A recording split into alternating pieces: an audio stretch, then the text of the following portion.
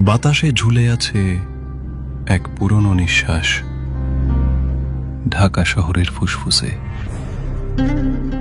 আমার শহর একসময় জীবনের কেন্দ্র,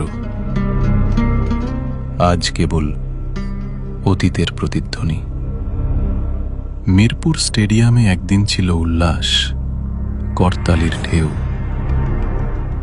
আজ সেখানে শুধু ঘাসের বিছানা আর নিস্তব্ধতা।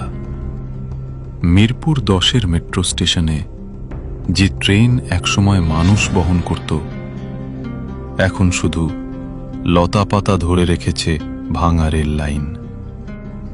শহরের প্রতীক শাপলা চত্বর আজ এক জলে ডোবা আয়না। মানুষ নেই, শুধু প্রকৃতির ছাপ।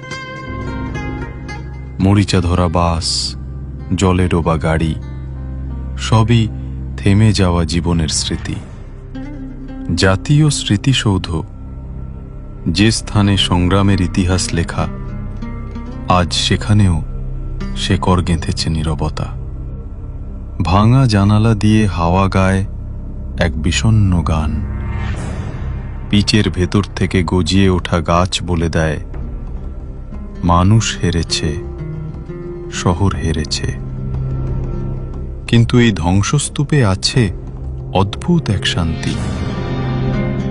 পচা মাটির গন্ধ, কালো পানির আয়না, আর ছাদের উপর জন্মানো গাছ মনে করিয়ে দেয়, শেষ পর্যন্ত প্রকৃতিই জয়ী হয়।